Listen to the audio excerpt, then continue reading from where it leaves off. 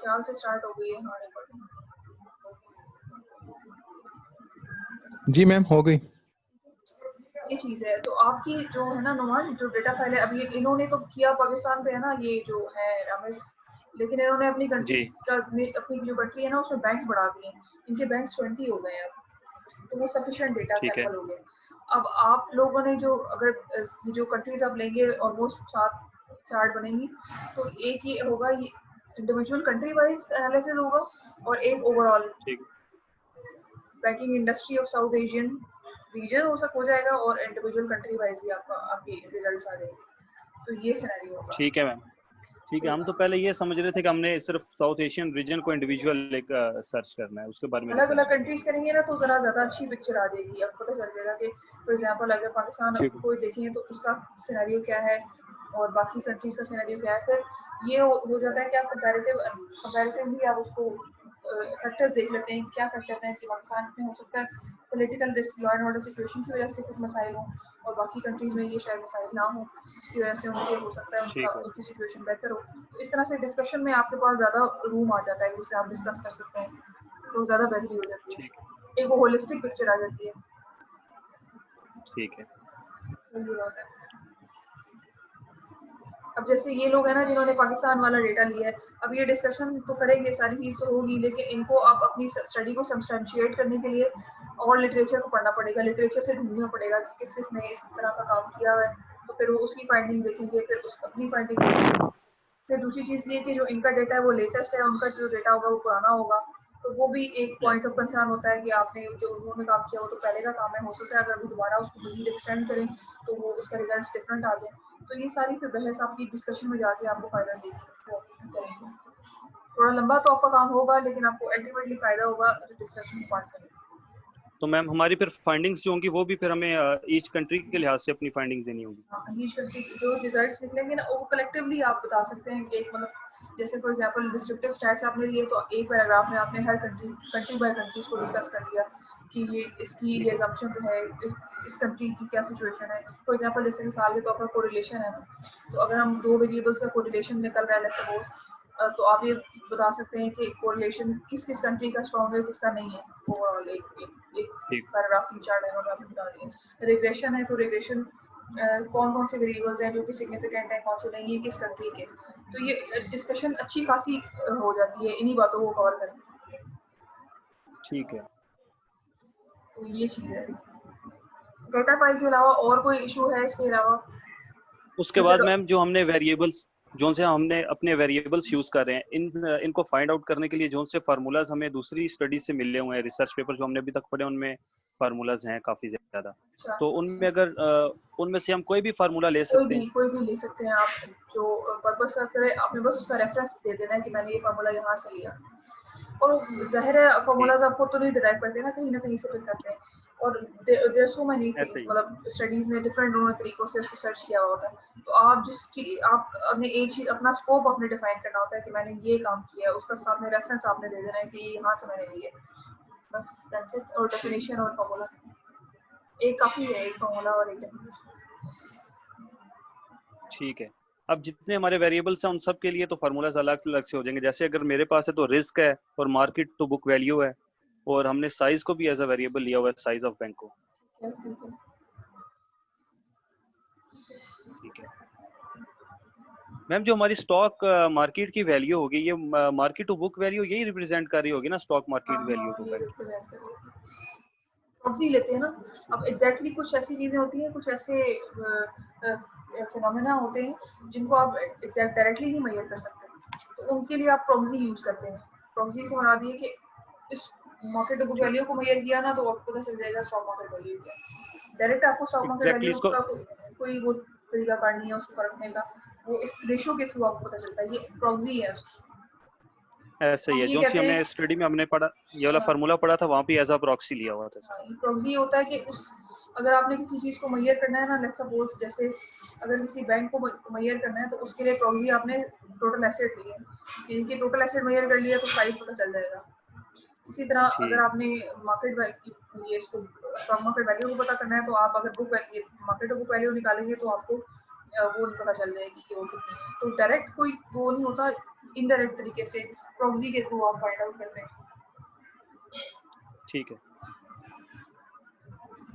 Total assets, ठीक है, इसका हम तो रेफरेंस देखिए अगर ढूंढेंगे मैं टोटल कहूँ कि एसेट्स। मैंने किसी बैंक का की वर्किंग कैपिटल फाइंड आउट करना है, तो वर्किंग कैपिटल का तो फार्मूला है ना सीधा सीधा, current asset minus current liabilities. जी लेकिन अब जैसे ये स्टॉक मार्केट वैल्यू है, तो इसके लिए फिर एक रेशो डेजिग्नेटेड है ना, 2-3 रेशोज हैं, टॉबिन की भी होती है अगर आप रिसर्च पेपर्स पढ़े हो तो, लेकिन बेहतर है जो बहुत फ्रीक्वेंट यूज हुई है उसी को यूज किया जाए, बिकॉज लिटरेचर में जो ज़्यादा चीज़ है उस पर डेटा ठीक है। इजीली मिल जाता है, मार्केट टू बुक वैल्यू पे वो तो तकरीबन हर बैंक की होती है। ठीक है। एक चीज़ डेटा कन्वीनियंस होती है कि जिस पे डेटा आसानी से मिल जाए, और एक चीज़ ये होती है जो लिटरेचर में बहुत ज़्यादा चीज़ कमा लेती है। आपने जो भी काम करना है ना, बस उसकी जस्टिफिकेशन और उसका रेफरेंस आपके पास होना चाहिए, आपको पता होना चाहिए कि जो सबसे इम्पोर्टेंट चीज़ जो मुझे लगती है कि आप लोगों को ध्यान में रखनी चाहिए, वो चैप्टर नंबर 2 का लिटरेचर है। लिटरेचर रिव्यू में भी थियोरेटिकल रिव्यू है, वो बहुत इंपॉर्टेंट होता है। उसकी वजह ये होती है क्योंकि स्टूडेंट्स को यही समझ में आ रही होती कि हमने थ्योरी तो ले ली है, तो उसको लिंक कैसे करें अपने टॉपिक के साथ। ये एम्पिरिकल रिव्यू तो आराम से हो जाता है, 15 आर्टिकल है आपने अगर ली है, 15 आर्टिकल में आपने आर्टिकल को इनसाइट एक्सटेंशन देनी है और पैराफ्रेज करके साइट ही करना है ना अपने टॉपिक के हिसाब से। जी ये स्टडी हुई भी है, इस वाले ऑथर ने इस साल में स्टडी की, तो ये फाइंडिंग्स थी उसकी, इसका टॉपिक ये था, उसकी फाइंडिंग्स ये थी, यही बातें बता रहे होते हैं एम्पिरिकल में। लेकिन थियोरेटिकल रिव्यू में मैम, आपने थ्योरी को लिंक करना होता है अपने टॉपिक के साथ। ठीक है मैडम। अब जो मैंने थ्योरी बीच में लिखी है, मैंने सिर्फ एक थ्योरी लिखी है, स्टैंडर्ड पोर्टफोलियो थ्योरी, क्योंकि हमारी डाइवर्सिफिकेशन से रिलेटेड था, तो पोर्टफोलियो डाइवर्सिफिकेशन का हाँ रिलेटेड ही हो जाता है। ठीक है, तो ये एक काफी है या मजीद उसमें एक ऐड करूँ? काफ़ी है, बहुत है, एक काफ़ी है, चलिए ठीक है, मैंने एक ठीक होगा। एक एक और मैम काफ़ी है। ये मतलब अगर ज़्यादा कर दें तो भी ठीक है, लेकिन एक मिनिमम एक तो बहुत है, मतलब ओवर आपके ओवरऑल टॉपिक को कवर कर लियो। ठीक है, ठीक है,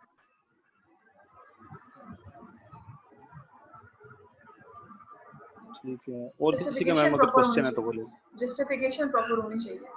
और ठीक है।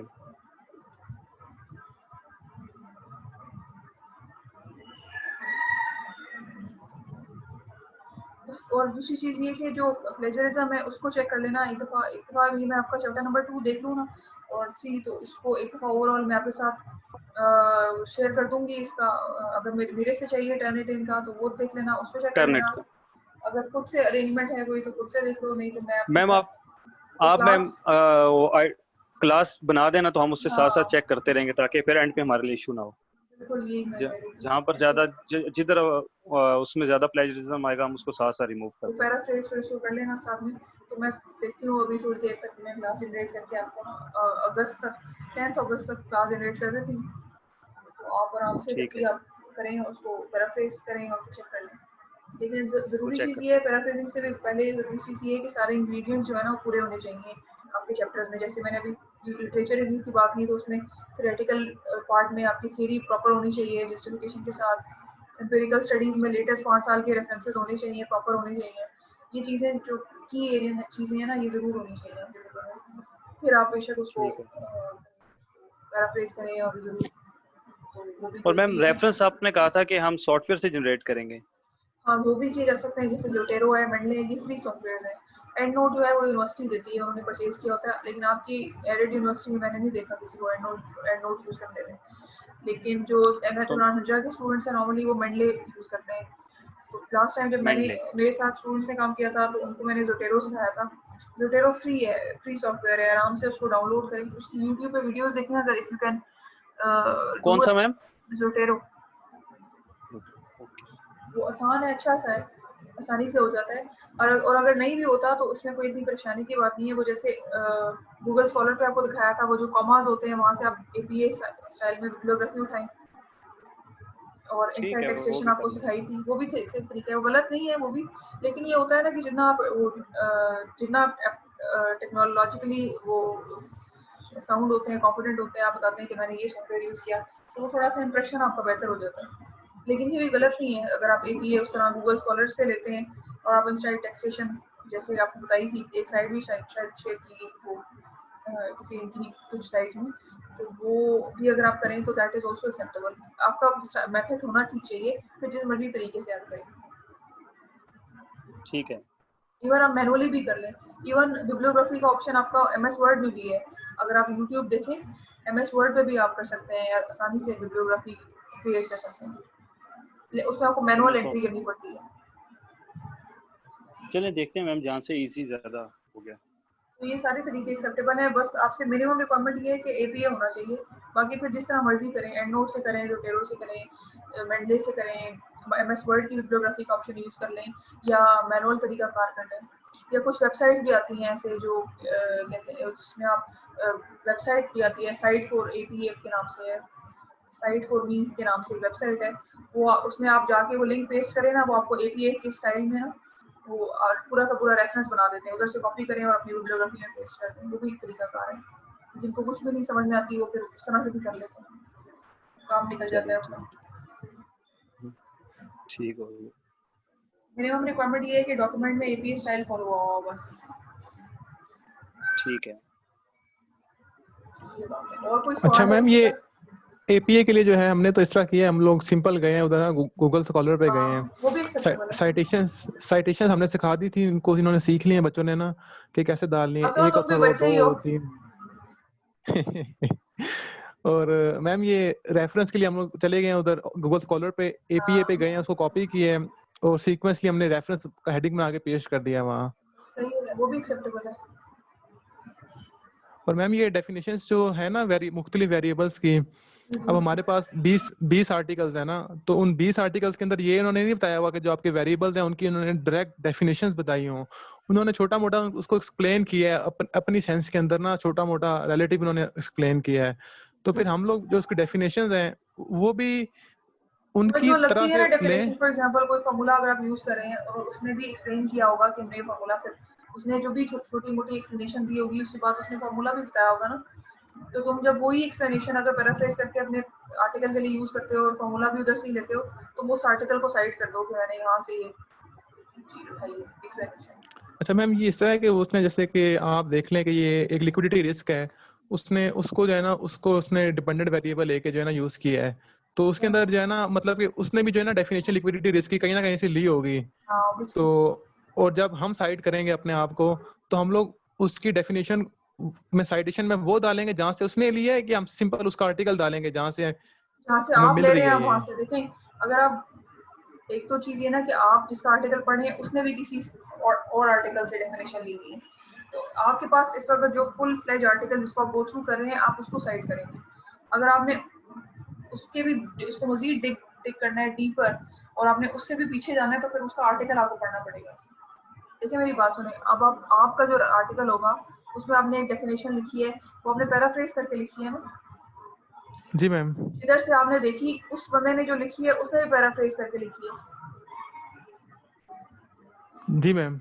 उसकी। अगर तो आप उधर तक ही रहते हैं कि भाई ये जो डेफिनेशन है मैंने मुझे यही चाहिए, अगर आपने मजीद उसको डीप करना है, डीप जाना है, तो फिर आप वो जो उसका पेरेंट आर्टिकल है वो निकालें वहां से उसकी डेफिनेशन। लेकिन अगर आप और फिर सिर्फ मैम इस साइटेशन दी हो, साइटेशन फिर कौन सी आएगी, पेरेंट क्या आएगी? जो अभी आप अपने आर्टिकल में डेफिनेशन पैराफ्रेज करेंगे, जिस आर्टिकल को पढ़ गया आप उस आर्टिकल को साइड करेंगे, जो उसके अंदर उसने आर्टिकल्स को साइड किया है वो नहीं करेंगे इतना। अगर वो करना है तो फिर वो वाला आर्टिकल निकालेंगे, तो फिर पढ़ेंगे, तो फिर करेंगे। सही मैम, ठीक। क्योंकि पता है क्या होता है, जब साइटेशन आप कर रहे होते हैं ना, आप जैसे आप भी करेंगे, पहली दफा कर रहे हैं आप, तो समटाइम्स ऐसे होता है कि आइडिया कुछ और होता है, तो पैराफ्रेजिंग करते हैं तो आइडिया बदल जाता है।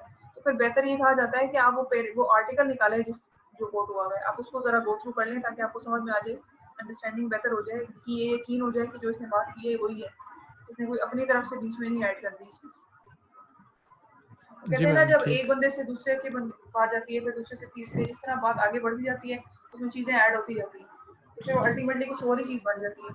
तो इस चीज को अवॉइड करने के लिए फिर वो आर्टिकल आपके पास मौजूद होना चाहिए जिसको आप वैसे पैराफ्रेज मैम करें। ये जो हमारे पास बेस पेपर था, तो हाँ, अगर हम उसमें देखें कि नॉन परफॉर्मिंग लोन क्या जो है ना, उसने सिर्फ उसमें मैम वो असल में ना वेरिएबल्स को जो है ना डिफाइन नहीं करते मैम, मैंने कम से कम 20 आर्टिकल गो थ्रू किए हैं। क्योंकि पता है उसमें क्यों मैम नहीं आपको करते, डेफिनेशंस। वो इसलिए नहीं करते क्योंकि ये रिसर्च पेपर है ना जो आप गो थ्रू करें, आप जो करें वो प्रोजेक्ट करें, प्रोजेक्ट थोड़ा लंबा होता है, प्रोजेक्ट में आपको हर चीज खोल खोल के बयान करनी होती है।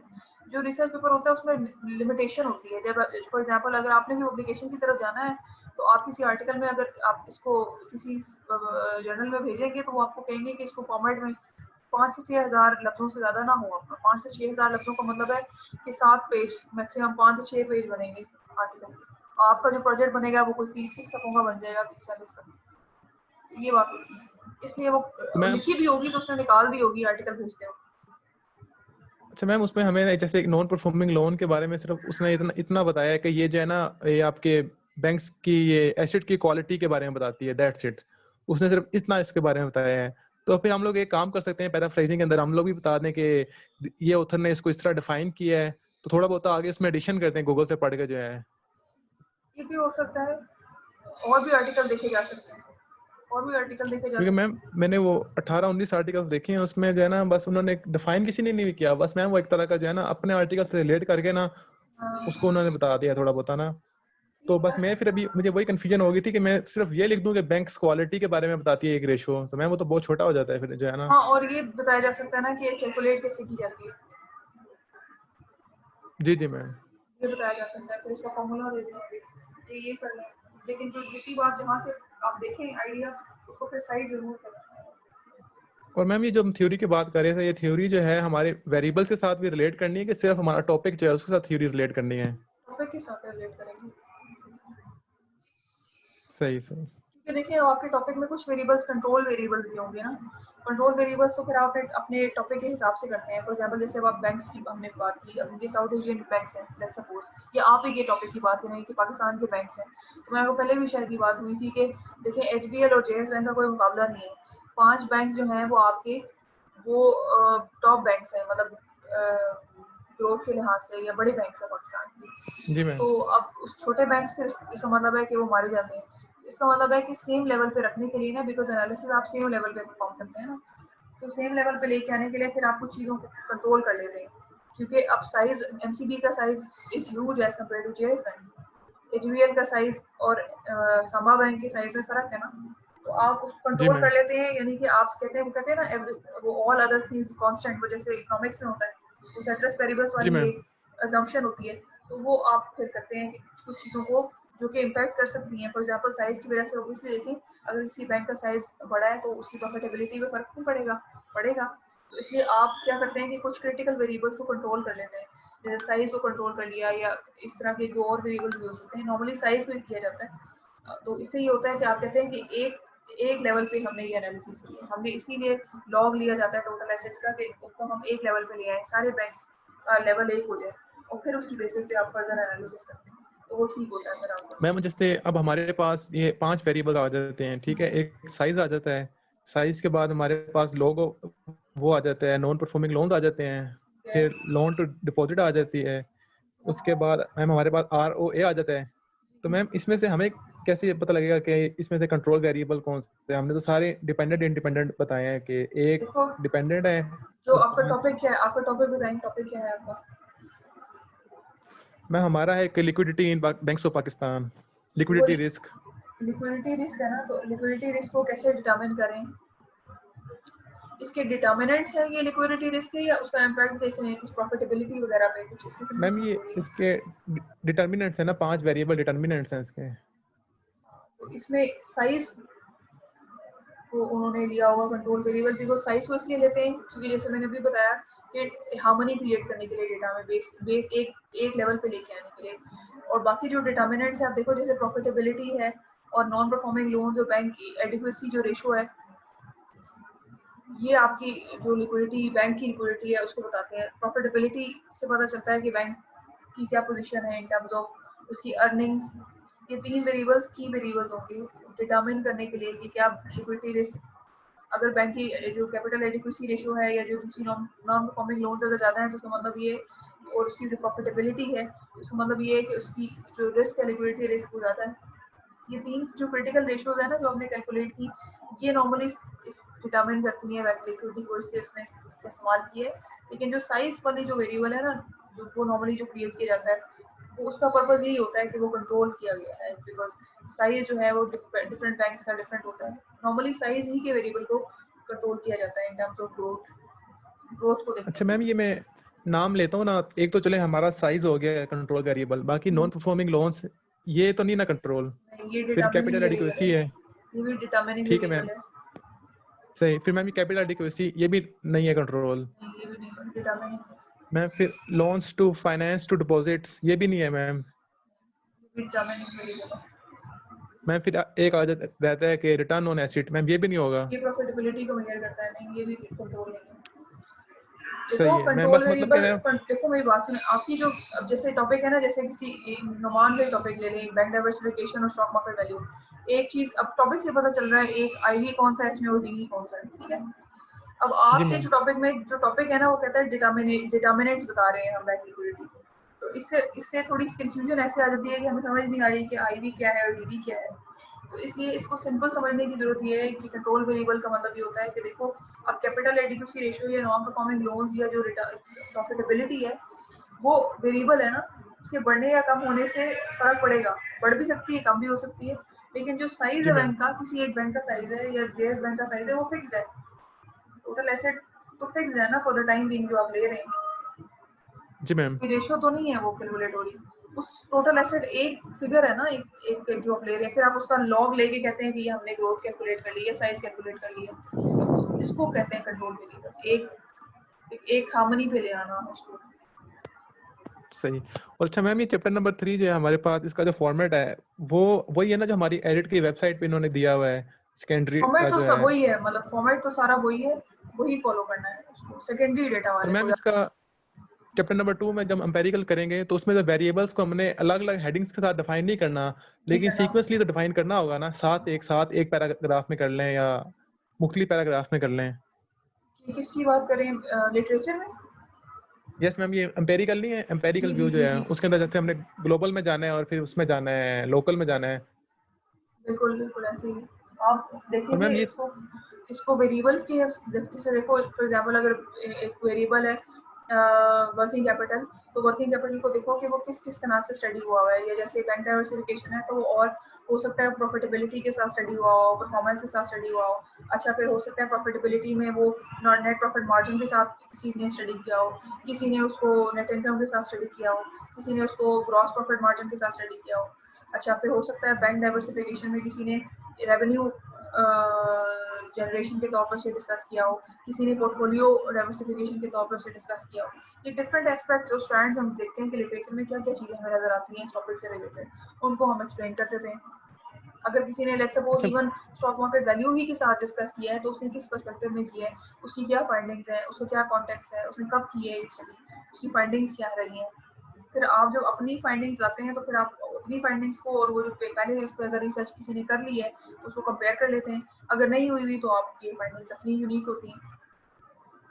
सही। अच्छा मैम ये चैप्टर नंबर 3 के अंदर जब वेरिएबल्स हम डिफाइन करेंगे तो जैसे एक वेरिएबल है कैपिटल एडिक्वेसी, ये मुख्तलिफ आर्टिकल्स में आपको ना बार बार मिलेगा, इसकी डेफिनेशन भी शायद मिल जाए, तो ठीक है, हमने फिर इसकी डेफिनेशन एक ही लेके साइड कर देनी है कि हम मुख्तलिफ डिफरेंट डेफिनेशंस डालें एक एक ही ही वेरिएबल्स बहुत है, की। एक ही डेफिनेशन जो फॉर्मूला आप यूज करें उससे उससे पर्टेन करती हुई एक ही डेफिनेशन बहुत है, क्योंकि आपने सही। वेरिएबल को बताने का जो मेथोडोलॉजी का पर्पस ये होता है कि ये रोड मैप होता है, आप बताते हैं कि ये मैंने एग्जीक्यूशन आगे करनी है चैप्टर नंबर 4 में, चैप्टर नंबर 4 में जो रिजल्ट्स आपको दिखेंगे वो एक्चुअल में चैप्टर 3 की एग्जीक्यूशन है, कि हमने एनालिसिस कर लेना जी ये मैम। वाला सारा रोड मैप फॉलो करते हुए हमने एनालिसिस करके जो रिजल्ट्स आएंगे वो फिर हम चैप्टर नंबर 4 में डिस्प्ले कर देंगे आपको, तो चैप्टर 3 का ये अच्छा पर्पस मैम होता ये है। तो चैप्टर जब नंबर आप 2 जो एक है मैम इसमें डेफिनेशन हमें। बताए ना फिर जो आपने यूज करनी है, जब सारी बताएंगे जी तो जी उसका क्या मैम। फायदा, क्या मैम कहते ये हैं चैप्टर आप। नंबर 2 में जो हमने इसे चैप्टर नंबर 2 में मैम ये जैसे हमने ग्लोबल के बारे में बताना था कि ग्लोबल आर्टिकल्स हैं फिर लोकल है, हाँ तो मैम हमने एक लिमिट सेट की थी माइंड में ना कि 20 से हमने टोटल 20 एक आर्टिकल कर लेने हैं, 10 पाकिस्तान में कर लेंगे, 10 जो है ना हम ग्लोबल कर लेंगे। ठीक लेकिन है जब हमने सर्च करना मैम स्टार्ट किया तो हमें ग्लोबल ज्यादा मिले हैं और पाकिस्तान के मेरे ख्याल से हमें 8 मिले हैं। ठीक है, तो फिर ऐसे ही होता है, हम पाकिस्तान में ऐसा स्टडी कम किया ही है, होती है। तो मैम फिर हमने ये कर दिया कि हमने टोटल 18 आर्टिकल लिए हैं, 8 आर्टिकल हमने लोकल में पाकिस्तान के डाल दिए और 12 जो है ना मतलब कि बाकी जो बचते हैं वो हमने डाल दिए ग्लोबल के अंदर डाल दिए हैं, ठीक है, तो हमने 18 पूरे कर लिए हैं। ओके, वैसे 18 कोई ऐसी थ्रेशोल्ड नहीं है, आप जितने मर्जी कर लें, आपकी मर्जी है, ज्यादा से ज्यादा जितने ऊपर की तरफ जितना मर्जी आप निकल जाए, कम ना करें बस, ये हो जाओगी। इसकी वजह ये होती है, मैं मैम आपको इसमें बताती हूँ सिंपल ये यही बताना फर्स्ट, होता है ना। बोले क्या कह रहे हैं। मैम इसमें सिंपल यही बताना होता है ना अपने एम्पेरिकल के अंदर, जब आप साइटेशन देते हो कि इस ऑथर ने इस टॉपिक पे काम किया है, उसके ये डिपेंडेंट वेरिएबल्स थे, ये इंडिपेंडेंट वेरिएबल्स थे, और उसकी इन फाइंडिंग्स क्या वेरिएबल्स थी। की सिग्निफिकेंस या नेगेटिव रिलेशन आई है, या इनसिग्निफिकेंट या पॉजिटिव या इनसिग्निफिकेंट नेगेटिव, मैं बस यही दो तीन चीजें बतानी दो होती तीन हैं इसमें बातें, ना। मेन फाइंडिंग बतानी होती है, इसने किया क्या और इसका फाइंडिंग क्या आई है। अच्छा मैं ये बता रही थी कि अभी मैम पिछले इसमें दिनों एक डिफेंस मैंने अटेंड किया था पीएचडी का, उसने भी इसी तरह लिटरेचर कम व्यू किया हुआ था। जैसे ही उन्होंने अपना टॉपिक, शायद ही मीटिंग एंड हो जाए, अभी दोबारा अपनी लिंक शेयर करो नवान। ओके मैम मैं करता हूँ। नहीं अभी ये एंड हुई नहीं, ये रिकरिंग है या जाने दें इसको, भी तो चल रही है, ये बंद तो नहीं हुई। जब तक चल रही है मैम चलने देना, फिर मैं दोबारा सेंड कर। तो वो क्या हुआ कि उन्होंने उसने लिटरेचर को सफिशिएंटली रिव्यू नहीं किया हुआ था। तो जैसे ही हम लोग वो मतलब उसका प्रपोजल डिफेंस था, तो जैसे ही उसने प्रेजेंटेशन शुरू की और टॉपिक को गूगल स्कॉलर पे लिखा, और ये खास तौर पे मुहज्जर साहब की आदत है ये, तो आर्टिकल को उन्होंने जैसे ही टाइटल लिखा उस पे गूगल स्कॉलर पे, तो सामने पहला आर्टिकल ही वही आया जिसको जो उसका आर्टिकल का टॉपिक था, मतलब डिफेंड प्रपोजल का टॉपिक था। तो वो उधर ही उसको उन्होंने कहा कि ये तो मतलब ये तो पहले से ही काम हुआ है। पीएचडी में दरअसल ऐसा होता है कि आपको कोई नई चीज लेके आनी होती है, इनोवेशन बिल्कुल आउट ऑफ द बॉक्स नई चीज। तो वो ये होता है कि जब आप लिटरेचर आपने सफिशिएंटली नहीं पढ़ा होता तो फिर आप इस तरह से फंस जाते हैं। तो लेकिन जो बीबीए लेवल पे जो रिसर्च होती है उसमें आपने एक डिफरेंट एक स्टेप फॉरवर्ड आपने जाना होता है, बिल्कुल ऑल टुगेदर आपसे कोई नई चीज डिमांड नहीं की जाती कि आप कोई नया फिनोमेनन या कोई नई चीज इंट्रोड्यूस करें। जो कंटिन्यूस चल रही है लिटरेचर, उसमें एक आपने एक नई नोवेल्टी जो पहले ना हुई हुई हो, वो आपने चीज ऐड कर देनी होती है। और ये आपको तब पता चलता है ना जब आपने लिटरेचर पढ़ा हो। इसलिए कहते हैं जितना आप ज्यादा कोड साइड करेंगे, जितना आप ज्यादा पढ़ेंगे, उतनी आपकी रिसर्च स्ट्रांग होती है। अच्छा मैम, ये जो डाटा फाइल होती है हमारी, इसमें हम मुख्तलिफ फार्मूलाज डालते हैं, जो उनके आंसर आते हैं, अगर हम लोगों ने चेक करना हो कि वो ठीक है कि नहीं ठीक है, मैम वो चेक किस तरह होते हैं? कैसे चेक होता है मतलब, ये क्या बात है? मैम जैसे तो कि आपको अभी राहत वगैरह ने हमने डाटा फाइल कंप्लीट की है ना सारी, जी तो थोड़ा बहुत ना हमें वही मैम था कि थोड़ा इशू आ रहा था कि यार हम लोग जैसे हम आंसर्स निकालते हैं, तो जैसे हमारा आगे डिफेंस होगा, तो फिर वो लोग उनको उनको कैसे पता लगता है कि जो हमारे आंसर्स ये आए हैं ये ठीक है या गलत है? ये जो सवाल है ना इसकी ये सवाल फिर आपकी अपनी एथिकल वैल्यूज को बेस करे होते हैं। अब जैसे देखो मैं एक रिसर्च पेपर लिख दूं और मैं भेज भी दूं, तो किसी को क्या पता कि मेरा डाटा फेक था या असली था। तो ये फिर रिसर्चर की अपनी, इसको इसलिए एथिक्स पढ़ाए जाते हैं कि आपने जो काम करना है वो सही सही करना है और उसमें कोई दो नंबर ही नहीं करनी ये चीज। नहीं लेकिन मैम, वो जैसे जो आप जैसे देखो, साइट्स अगर की बता रही थी क्वेश्चन ना। है ना, अगर क्वेश्चन है लेट्स सपोज, तो समटाइम्स ऐसा भी होता है कि स्टूडेंट्स खुद ही से उसको कर लेते हैं, 300 पूरे कर लेते हैं और बाय फ्लोट नहीं करते हैं। और समटाइम्स ऐसा होता है कि अगर इस जो आपके क्वेश्चन है वो आ गए और आपने उसकी डेटा फाइल बनाई, आपने जब उसको एनालिसिस रन किया तो आपके रिजल्ट सिग्निफिकेंट नहीं आए, तो आपने फिर उसको टेम्परिंग की डेटा की और आपने सिग्निफिकेंट रिजल्ट बना दिए और आपने डिफेंड कर दिया वर्डिक्ट। तो ये फिर एथिकल इशूज है कि ऐसा नहीं करना चाहिए, और लेकिन अगर करते हैं तो फिर गलत करते हैं। मैम और जैसे दूसरी वो आप बता रही थी कि मुख्तलिफ बैंक्स जो है अपनी रेशियोज को जो है ना वो याहू फाइनेंस पे और स्टॉक एक्सचेंज पे इस तरह से ना वो डालते होते हैं, ऐसे ही है। तो वहां भी तो मैम डाटा होता है ना, तो वहां से अगर हम लोग गलत रेशो डाल भी दें तो वहां से चेक हो सकती है, लेकिन ये है कि वहां से चेक किस तरह होगी? क्या मतलब चेक किस तरह होगी कि आपने डेटा मतलब आप कह रहे हैं कि डेटा फाइल जो बनाई है उसकी क्रॉस चेकिंग, जी उसकी मैम, कि क्रॉस वो हमने चेकिंग ठीक जैसे बनाई है लेट्स कि सपोज, नहीं? देखो ये तो फिर किसी के पास इतना टाइम नहीं होता कि वो आपकी डेटा फाइल को चेक करता रहे ना। ये तो आप आपसे कह सकते हैं कि आपसे पूछा जा सकता है कि आपने ये रेशियो कैसे कैलकुलेट की, लेकिन उस वक्त फिर अब ये वन बाय वन वैल्यूज को चेक करना पॉसिबल फिजिबल नहीं होता। तो ये आपके एथिकल उस पर कंसर्न पे ही बेस करा होता है कि आप अपनी अपनी मैक्सिमम नॉलेज के मुताबिक डेटा फाइल जो बनाएं वो ठीक बनाएं। सही मैम, मैम बिल्कुल सम ठीक। टाइम हमें जो रेशियोज हैं वो एनुअल रिपोर्ट से भी मिल जाती हैं, एनुअल रिपोर्ट में हाँ भी वो भी ली कंपनीज ने जा मेंशन सकती की है, होती वो भी ली जा सकती है। मैंने अब उनको बताई थी कुछ वेबसाइट, जैसे SCS ट्रेड की है, बड़ी फेमस वेबसाइट है, यूज की जाती है टेक्निकल और फंडामेंटल एनालिसिस के लिए। वहाँ पर ये फंडामेंटल जो रेशियो एनालिसिस होता है उसमें सारे रेशियोज आपको मिल जाएंगे। है। कौन सी मैम वेबसाइट दोबारा बताएं? ये SCS ट्रेड की है, पाकिस्तान के लिए है, बट मेरे ख्याल से पाकिस्तान की ठीक कंपनीज की जितनी PSX पे ट्रेड हो रही है उसकी आपको सबका फंडामेंटल एनालिसिस मिल जाएगा। ठीक है। और मैम एक मेरा क्वेश्चन था अपने टॉपिक से रिलेटेड। मैम जो हमारा अब डिपेंडेंट और इंडिपेंडेंट वेरिएबल्स तकरीबन क्लियर हैं, जिस तरह रिस्क हो गया और ये डिपेंडेंट है एमटीबी, और जो हमारा होगा डाइवर्सिफिकेशन ये इंडिपेंडेंट है। इसमें मैम जो बैंक साइज होगा इसको हम कैसे लें? बैंक साइज आपका कंट्रोल वेरिएबल है। बैंक साइज आप कंट्रोल टोटल वेरिएबल, एसेट लेंगे, उसका नेचुरल लॉग ले लेंगे। ठीक है। वैसे मैम हम तो बैंक साइज को इस तरह से डिस्कस कर रहे थे कि जो डाइवर्सिफिकेशन का इफेक्ट आता है रिस्क पर या उसकी मार्केट वैल्यू पर, उसमें जो बैंक साइज होता है उसका कितना रोल होता है कि अगर बैंक का साइज ज्यादा होगा तो हो सकता है उसकी डाइवर्सिफिकेशन के रिजल्ट कुछ और आए, और अगर उसका बैंक साइज कम है तो उसकी डाइवर्सिफिकेशन के रिजल्ट्स जो होंगे वो उससे डिफरेंट होंगे। इसीलिए तो उसको कंट्रोल कर लिया है तो कि वो इम्पैक्ट ना करे डाइवर्सिफिकेशन स्टॉक मार्केट वैल्यू पे। ठीक है, ठीक इसीलिए है तो मैम। कंट्रोल कर लिया उसको। और टोटल ठीक है, आपका कोर फोकस रहा उस पे बैंक डाइवर्सिफिकेशन पे, जो एमटीवी की वैल्यू है, आपको जो रेशो है आपकी कोर, उस पे उसको ठीक, टारगेट किया है कि वो बढ़ती है तो आप देख रहे हैं कि बैंक मार्केट डाइवर्सिफिकेशन वैल्यू, है, वो कम होती है तो क्या इम्पैक्ट आता है। साइज का इम्पैक्ट आपने आने ही नहीं दिया, उसको आपने पहले ही कंट्रोल कर लिया, उसको आपने इक्वलाइज कर लिया सारे, बेशक बड़ा बैंक है या छोटा बैंक है, सबका नेचुरल लॉग लेके सबको एक लेवल पे ले लेंगे आप। ठीक है। और मैम हमें लोकल फिलहाल कोई स्टडी तो नहीं मिली अपनी बैंक डाइवर्सिफिकेशन से रिलेटेड जो पाकिस्तान में कंडक्ट की गई हो? ये तो अच्छा अगेन है, सर्च गैप है करें आपका, शायद मिल जाए। ये तो गैप है फिर इसका मतलब, ये तो रिसर्च गैप है ना तकरीबन फिर। मैम हमें जितने भी, सिर्फ एक आर्टिकल था जिसमें पाकिस्तान का जिक्र था, लेकिन उसमें श्रीलंका, पाकिस्तान, इंडिया और बांग्लादेश, इनका जो रिजल्ट था उसका एंड का, इन सबको मिलाकर उसने रिजल्ट दिया था, इंडिविजुअल उसने रिजल्ट नहीं दिया हुआ था। बेहतर है कि अगर नहीं है तो ये तो अच्छी बात है कि आप ऐसी लिटरेचर में जो एक पॉइंट ठीक, फॉरवर्ड चल रहे हैं वो मतलब अगला जो ठीक है। रिसर्चर वो आएगा वो ये वाली स्टडी कम से कम दोबारा नहीं करेगा, वो इसके आगे चलेगा, अगला कदम बढ़ाएगा। ठीक है, हमने एक वो मैं स्टेप इसलिए फॉरवर्ड पूछ रहा चलना था होता है ना। ना। ठीक है मैम, ठीक है। वो लोकल उसमें लिटरेचर में के लिए पूछ रहा था मैंने, अपनी मेंशन ये किया चैप्टर जरूरी 2 नहीं में है कि कि हमें अगर लोकली इसमें कोई स्टडी। मतलब लोकल में नहीं है तो तभी आप इसमें ऐड करें। ये एक स्ट्रक्चर मैंने आपके साथ शेयर की, आप जहाँ पे इसको ठीक है, आपको लगता है अगर आपको लोकल कोई स्टडी नहीं मिल रही तो कोई बात, लोकल से मुराद पाकिस्तान की बात भी नहीं है, लोकल से मुराद मेरी आपका ये जो रीजन है ये भी हो सकता है, बांग्लादेश हो सकता है, ये जो डेवलपिंग आपके ठीक साथ है, साथ की कंट्रीज हैं, इंडिया हो सकता है, ठीक, ये स्टडीज भी हो सकती हैं। और जहाँ तक ठीक। ग्लोबल की बात है उसमें फिर पूरा सब आ जाते हैं। जो वो मैम काफी ज्यादा मिली है, यूरोप की, यूएस की, इस तरह काफी ज्यादा अगर मिली नहीं लोकल मिलती तो कोई बात नहीं, ग्लोबल फिर ये हेडिंग बाइफरकेट ना करें, ग्लोबल लोकल, फिर एम्पिरिकल रिव्यू के अंदर सारी दे दें। दे दी थी। ठीक है मैम, बस ये कर, ठीक। ये अपने हिसाब से अपने इसको सेटल करना है, लेकिन ये स्ट्रक्चर है, इसको जितना मैक्सिमम फॉलो करेंगे वो बेहतर रहेगा फिर।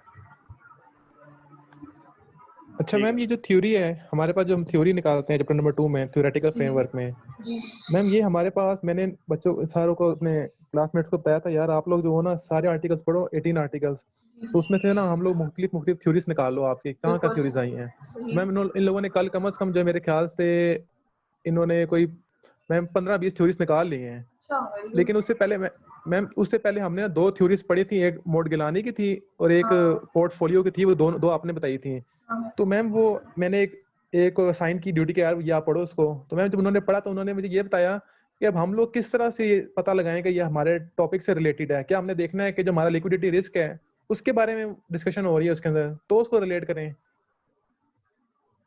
जैसे फॉर एग्जांपल अब जैसे ये जो पोर्टफोलियो की थ्योरी है, पोर्टफोलियो की थ्योरी में रिस्क को डिस्कस किया गया है ना, ठीक है, आप कहते हैं कि जितना आप डाइवर्सिफाइड पोर्टफोलियो होगा उतना आपका रिस्क मिनिमाइज होगा। एक तो चीज ये है, तो आप देखें कि जो आपने थ्योरी सर्च की है उसमें क्या रिस्क को डिस्कस किया गया है, और किया गया है तो कैसे किया गया है, किस पर्सपेक्टिव में किया गया है। सही। और मैम इसकी लेंथ कितनी होनी चाहिए थ्योरेटिकल फ्रेमवर्क की, थ्योरी जो हमने डिफाइन करनी है? अगर एक देखो डिपेंड करता है आपकी उस पर कि आप कितनी थ्योरीज का यूज करें। अगर एक करें तो 2 पेज में मैक्सिमम, या 1.5-2 पेज, या अगर 2-3 करें तो 2-3 पेज हो जाएंगे। डिपेंड करता है ना कि आप किस तरह। बेसिकली तो आपने थ्योरी को तो नहीं डिस्कस करना, आपने थ्योरी को अपने टॉपिक के साथ लिंक करके जस्टिफाई करना है बस। तो हार्डली एक पेज भी बन जाए तो बहुत है, अगर एक सही थ्योरी सही। है। अगर एक से ज्यादा हो तो फिर ऑब्वियसली उस हिसाब से आपके 2-3 पेज बन जाएंगे। ज्यादा जो आपका चंक जाएगा ना लिटरेचर रिव्यू में, वो एम्पिरिकल स्टडीज का जाएगा, जो आपने 15-20 आर्टिकल पढ़े हुए हैं उसको कोट करेंगे ना जब आप, तो आपका सही चैप्टर वो बड़ा बन जाएगा। ये जरूरी होता है थियोरेटिकल पार्ट, लेकिन ये बहुत ही कॉन्सेप्चुअल होता है, इसमें आपको थोड़ा दिमाग लगाना पड़ता है। लेकिन एम्पिरिकल रिव्यू में आपने जस्ट स्टडीज पढ़ा और आपने उसको पैराफ्रेज करके कोट कर दिया। सही मैम, ठीक है मैम, ठीक है। ये कोशिश करें कि ये जो ईद से पहले पहले 3 चैप्टर और डेटा फाइल आपकी रेडी हो, फिर एक सेशन अरेंज करूंगी मैं ईद के फौरन बाद। मैंने एक बात करी हूँ, एक रिसोर्स पर्सन है, तो फिर मेथोडोलॉजी आप उनसे भी देखें। मैं खुद भी करा सकती हूँ, लेकिन मैं चाह रही थी कि थोड़ा सा एक एक्सटर्नल उनसे भी डिस्कशन कर लेते, तो उनसे भी बात कर लेंगे, उनसे भी एक ओवरव्यू ले लेंगे, और फिर जो कभी विषय होगी उसको मैं पूरा कर दूंगी। और अगर मेरे से भी सीखने की जरूरत पड़ी तो I teach you too as well, मैं भी सिखा दूंगी, इसमें कोई प्रॉब्लम नहीं है मेरे पास। उसका भी एक वीडियो जो ट्यूटोरियल है वो कर लेंगे, और उसके बाद उसकी जो इंटरप्रिटेशन है कि कैसे उसके स्टेप्स क्या हैं। पहले तो मैंने आपको शायद बताया हो कि कुछ assumptions होती हैं डायग्नोसिस की, जिन्हें डायग्नोस्टिक भी बोलते हैं। पहले वो assumptions चेक करते हैं कि क्या ये डेटा इस काबिल भी है कि इस पे ये एनालिसिस रन हो सके। तो अगर वो assumptions पूरी हो रही हो तो, या अगर नहीं पूरी हो रही तो फिर हम डेटा को पहले ठीक करते हैं, और फिर ठीक करने के बाद एनालिसिस परफॉर्म करते हैं। तो फिर वो एनालिसिस की क्या प्रोसेस है, क्या स्टेप्स हैं, तो वो मैं भी बता दूंगी आपको, जो प्रॉपर तरीका है वन बाय वन। और वो जो जिनको मैंने कह रही हूँ, जिनसे रिक्वेस्ट करी हूँ, अगर वो ऑन बोर्ड आ जाते हैं तो वो तो और भी अच्छा हो जाएगा, उनसे भी कर सही। लेंगे। अच्छा मैम ये भी था कि चैप्टर नंबर 3 में ना हमारे पास एक आ जाता है पार्ट मेथोडोलॉजी का लिटरेचर का। तो इसके अंदर उन्होंने बोला है कि write the different techniques of data analysis which have been used in previous studies.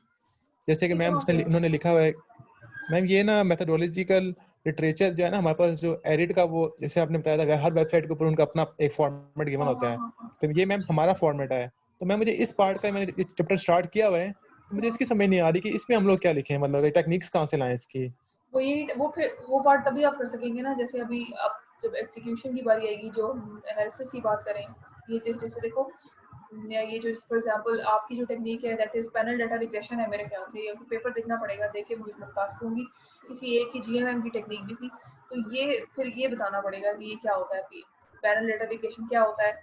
इस पार्ट को थोड़ा for the time being skip करके बाकी सारी चीजें पूरी कर लें, बिकॉज जी मैम, ये मैं आपको मैम बताऊंगी ये तो आपको जीएमएम तो लगेगा। जारा की थी। हाँ, आपकी जीएमएम मेरे ख्याल जारा से की थी। पैनल डाटा रिग्रेशन है, कि हम पैनल यस डाटा मैम, हमारी रिग्रेशन वो थी। इस्तेमाल करेंगे। ये मेरे ख्याल से जस्ट थोड़ा बहुत ही आपने बताना होता है कि ये क्या है और क्यों कर रहे हैं आप। तो इस हेडिंग को छोड़ के बाकी सारी चीजें पूरी कर लो। सही सही मैम। ये मोस्ट प्रोबेबली जब हम इसको एग्जीक्यूट करेंगे तब भी बताया जा सकता है, और पहले भी मैं देखती हूँ, अगर एक दो दिन तक कोई इसी तरह सेशन अरेंज कर लेते हैं, फिर मेथोडोलॉजी को मैं देख लेती हूँ सबकी क्या क्या मेथोडोलॉजीज हैं, जरा नोट डाउन कर लेती हूँ, और फिर इस पे एक ब्रीफिंग सेशन रख लेते हैं जिसमें आपको मैं बस ये समझा दूँ कि ये होती क्या है, क्यों होती है, उनके स्टेप्स क्या हैं, और फिर वो जो डायग्नोस्टिक्स हैं वो क्या होते हैं, उनको पांच होते हैं डायग्नोस्टिक्स, वो डिस्कस कर लेते हैं कि वो, अगर लेट्स सपोज अगर आपने डेटा को डायग्नोस करें, जो आपने डेटा फाइल बना ली है, अगर आपने ये टेस्ट लगाए और ये आपके डायग्नोस्टिक ठीक आ गए हैं, फिर तो आप एनालिसिस की तरफ मूव कर जाएंगे। अगर ये डायग्नोस्टिक्स आपके ठीक नहीं है, ये जो कुछ रिक्वायरमेंट्स होती हैं वो आपकी पूरी नहीं हो रही, तो फिर आप उनको कैसे अपने डेटा को ठीक करेंगे, और ठीक करने के बाद आप अपने फॉर्मल एनालिसिस की तरफ जाएंगे, और आपका एनालिसिस आप कर क्या रहे हैं और क्यों कर रहे हैं, ये वाली जो सारी बातें डिस्कशन के लिए हम एक सेशन 1 से 2 दिन में आप मुझे बताएं तो हम रख लेते हैं, इस पे कर लेंगे। लेकिन पहले चैप्टर नंबर 2 तक तो फाइनल कर लो। बिल्कुल। जी अच्छा मैम, ये रिसर्च डिजाइन भी इसमें इन्होंने 3.1 में लिखा हुआ है मेथोडोलॉजी के अंदर ना। मैम इसके अंदर वो हमारा ग्राफ सा बन जाता है ना, इसमें हम डिपेंडेंट इंडिपेंडेंट वेरिएबल बता देते हैं रिसर्च डिजाइन के नहीं, अंदर। रिसर्च डिजाइन देखो, दो बातें मैंने बताई थी कि आप दो तरह से चीज होती है, एक तो प्राइमरी रिसर्च है, एक सेकेंडरी रिसर्च है। जो प्राइमरी रिसर्च होती है वो क्वेश्चनर के थ्रू होती, क्वांटिटेटिव ही है, क्वांटिटेटिव की दो टाइप्स होती हैं, एक प्राइमरी और एक सेकेंडरी। जो प्राइमरी होती है उसमें हम डेटा क्वेश्चनर के थ्रू कलेक्ट करे होते हैं, और जो सेकेंडरी होती है, जैसे आपकी रिसर्च है, उसमें आप ऑलरेडी पब्लिश डेटा जो है वो रिट्रीव करके डेटा फाइल बनाते हैं। तो उसमें जब आप प्राइमरी रिसर्च कर रहे होते हैं ना, तो उसमें आप रिसर्च डिजाइन में अपना थियोरेटिकल फ्रेमवर्क देते हैं, जिसमें आप बॉक्सेस बनाते हैं, इसमें वेरिएबल्स लिखते हैं, एरोस से उसे कनेक्ट करते हैं। वो प्राइमरी रिसर्च में होता है। जो अभी आपकी रिसर्च है सबकी, ऑलमोस्ट सब ग्रुप्स की, वो सेकेंडरी रिसर्च है। उसमें आप इकोनोमेट्रिक मॉडल बनाते हैं। इकोनोमेट्रिक मॉडल में आप सिंबल्स में, एमएस वर्ड में इक्वेशन लिखने का तरीका कार है। वो आप इक्वेशन, जो आपका मॉडल है ना, जो आपके पेपर में बना होगा, जो इक्वेशन आप लिखते हैं कि लेफ्ट हैंड साइड पे आपकी डीवी है और राइट हैंड साइड पे आपके जी मैम। आईवीज हैं सारे, ये वो वाली जी इक्वेशन मैम। लिखते हैं आप रिसर्च डिजाइन में यहाँ पर। मैम रिसर्च डिजाइन में वो एक सिंपल इक्वेशन आ जाती है, ठीक है वो मैम। आप ये बताते और हैं थोड़ा कि सा आपकी मैम, रिसर्च जो है वो क्वांटिटेटिव है, और डेटा आपने का सेकेंडरी है, और ये आपकी रिसर्च स्टडी जो है वो क्या है, कॉजल है, डिस्क्रिप्टिव है, एक्सप्लेनेटरी है, एक्सप्लोरेटरी है। तो आप सबकी स्टडी कॉजल है कि एक का इम्पैक्ट आप दूसरे को चेक कर रहे हैं, आप अच्छा डिटरमिन मैम ये करें सारे इसके वेरिएबल्स का लिक्विडिटी, इस पे क्या है इम्पैक्ट। मैम इसका फॉर्मेट खाली पड़ा है, सिर्फ उन्होंने हेडिंग दी हुई है। अब थोड़ी बहुत ही हमें कंफ्यूजन है यार कि इसके मैं अंदर क्या कुछ आएगा। मैं भेज नहीं सकी, मैं मुझे ना कोई प्रॉपर वो मिल नहीं पा रहा था, तो मैं देखती हूँ अगर मुझे कोई फॉर्मेट मिल गया तो मैं आपसे शेयर करती हूँ। फिर उसका फॉर्मेट आप देखिए जिसमें क्या क्या चीज़ें आएंगी step by step. Secondary data का ना मैं ढूंढ रही थी, मुझे वो ठीक से मिल नहीं रहा था, मैं देखती हूँ और दोबारा मैम ये सही, भेज देती हूँ। और मैम चैप्टर नंबर 3 पे आप हमेशा क्लास कल रख लें या परसों रख लें, क्योंकि अब टाइम तो इसका नहीं है, क्योंकि ताकि हमने तो स्टार्ट चैप्टर 3 स्टार्ट कर दिया हुआ है ना। तो ठीक है, ये है ठीक कि है, आप मैम हम बाकी सारा पूरा काम कर लें। मैं कोशिश करती हूँ कि कल में नहीं तो मैक्सिमम परसों तक मैं करती हूँ, बिकॉज सबका इकट्ठा ही मैं चाह रही हूँ कर लूँ। 3 ग्रुप्स का मेरे सही, ख्याल बस से मैम परसों तक कर एडिशन, लें। ठीक है, तो फिर आप आराम से उसको करें और उसको प्लेजरिज्म उसका अच्छे से चेक करें और कंटेंट वगैरह अपना ठीक रखें। फिर ये जो बाकी चौथा पांचवा चैप्टर है वो आपका फिर इंशाल्लाह ईद के फौरन बाद इसको अगले हफ्ते में कंप्लीट कर लेते हैं। या फिर मैम एक और भी काम हो सकता है, अगर ये हम आपको फॉर्मेट भेज दें ना, इसे आप रिसर्च डिजाइन है तो उसके अंदर उन्होंने कुछ नहीं लिखा हुआ क्या बताना है, तो थोड़ा बहुत अगर नीचे आप हेडिंग्स लिख दें इसकी, इसमें आप अपनी वो जो इक्वेशन है उसको डिफाइन करें, उसके अंदर जो उसके आईवीज टीवीज हैं उनको डिफाइन करें, इस तरह का थोड़ा सा आप एलेबोरेट मैं कर दें कोशिश उसको। करती हूँ कि मैं आपको ना कोई फॉर्मेट भेज दूँ, बिकॉज उसमें ये होगा कि आपको पता चल जाएगा कि उसके उसको कैसे उन्होंने ड्राफ्ट कैसे किया। ठीक है मैम, तो ठीक है, ड्राफ्टिंग देखोगे ना तो आइडिया हो जाएगा कि कैसे ये इसको उन्होंने लेके चल रहे हैं, फ्लो पता चल जाएगा, तो फ्लो फिर आप इजीली आप अडॉप्ट कर सकते हैं। बिल्कुल ठीक है मैम, ठीक है, थैंक यू। मैम इसमें इसकी आपको ये भी पता सबमिशन चल डेट का जाएगा, जो आइडिया। उन्होंने तो मैसेज एक यही किया था कि मिड अगस्त, आप पता नहीं अब क्या करते हैं, आई डोंट नो, मुझे कोई आइडिया नहीं है। इससे यही फैकल्टी को कहा है कि उन्होंने, मुझे तो ये भी नहीं पता कि बाकी ग्रुप्स का क्या, बाकी टीचर्स का क्या सिचुएशन चल रही है, कोई पता नहीं है, किसी से कोई आपता नहीं। ठीक है मैम। मिड अगस्त का है एचआर वैसे तो। वालों मैम को तो तकरीबन तकरीबन यही मैम 15-17 बता रहे हैं एचआर वालों को। अच्छा, अच्छा है, मतलब अगर आप लोग 10 तक भी कर लें तो बहुत है, मतलब टाइम तो है, अगर आप बीच में इसी एग्जाम्स भी आ पेज पे लगे जाएंगे। हैं ना। हाँ ये भी है। आप लोगों की कितने पेपर, एक पेपर है, कितने पेपर हैं? 4 है। पेपर के फौरन पेपर्स जब जैसे खत्म होंगे ना फौरन बाद मेरे हिसाब से रखने के लिए, मुझे ऐसा लगता है। और ठीक है पेपर स्टार्ट 3 से हो रहे हैं ना। जी मैम। चलिए, लेकिन आपका मेरे ख्याल से 70% तक काम तो आपका हो चुका है अभी। अगर डेटा फाइल आप लोगों की रेडी हो जाती है तो मैं समझती हूँ कि 70% काम वो आपका हो गया। वो मैम ईद से पहले कर लेंगे इंशाल्लाह। ये जो आपकी चौथा और पांचवा चैप्टर होगा, ये हार्डली आप अगर आप फॉलो करें इंस्ट्रक्शंस को जैसे हम कर रहे हैं अभी, जैसे आप मेथोडोलॉजी या उसका ट्यूटोरियल अभी मैं आपको सिखाऊंगी, या जैसे हम मेथोडोलॉजी डिस्कस करेंगे या वो जो सेशन एक अरेंज करेंगे, तो वो अगर आप वही कर लें प्रॉपर तो मुझे नहीं लगता इसमें कोई प्रॉब्लम होने वाली है। ठीक है मैम। कोई इशू नहीं होगा, बस थोड़ा सा टाइम देना पड़ेगा। मे भी शायद एक दो दिन सब अगर इकट्ठे मिलकर काम करोगे तो आसानी से हो जाएगा, कोई प्रॉब्लम की बात ठीक नहीं है इसमें। ठीक। मेजोरिटी जो सबसे ज्यादा प्रॉब्लमेटिक चीज होती है ना, वो एक स्टार्ट देना होता है, आपको ये समझना कि मेरा टॉपिक क्या है, इसको मैंने कैसे लेके चलना है, इसकी डेटा फाइल कैसे बनानी है, वो आपने जो कंसेप्शन वाला काम है ना वो आप कर चुके हैं। अब बस इसको रैप अप करना है। अच्छा मैम, ये दो चीजें रहेगी हमारी, एक तो हमें फॉर्मेट भेज दीजिएगा रिसर्च ठीक है, डिजाइन का या सही इसका है, चैप्टर 3 का, और ठीक एक है। मैम हमारी परसों तक क्लास अरेंज कर लें, ताकि जो है ना हम लोग जैसे हमारा ग्रुप है मैम वो ये काम भी खत्म कर ले, क्योंकि मैम आगे थोड़े बहुत एग्जाम्स हैं हमारे, एक सारे सर उस्मान अलवी, तो उनके हमने थोड़े बहुत आर्टिकल्स भी पढ़ने हैं, अच्छा, तो वो उन्होंने पहले ही बड़ा पेपर टफ चेक कर काम है। लिए आप लोगों के? यस जी मैम मैम वो चेक कर 2-3 लिए हैं। नंबर है। मिड के पेपर चेक हो गए आपके? यस मैम यस हो मैम। गए। चलिए ठीक है, सही है। मैं इंशाल्लाह मोस्ट प्रोबेबली परसों हम अरेंज कर लेते हैं एक सेशन, और फिर मेथोडोलॉजी की मैं आपको गाइडलाइन दे देती हूँ। अभी मैंने सिर्फ आपको सैंपल भेजना है मेथोडोलॉजी वाला है, यस मैम, सैंपल और फिर क्लास अरेंज कर लेनी है हमने वो परसों थोड़े करनी टाइम है के तक। इंशाल्लाह। ठीक है, सही है। ठीक है मैम, ठीक है, थैंक चलो यू अभी इसको क्लोज वेरी मच करते मैम, शुक्रिया। हैं, इंशाल्लाह फिर परसों बात करते हैं। ओके, मैं ख्याल मैम ओके ये रखती मैम रिकॉर्डिंग अल्लाह भी भेज देना। हूँ। जी जी भेज देती हूँ। ओके शुक्रिया मैम, थैंक यू, ओके, अल्लाह अल्लाह हाफिज। हाफ़िज़। हाफिज।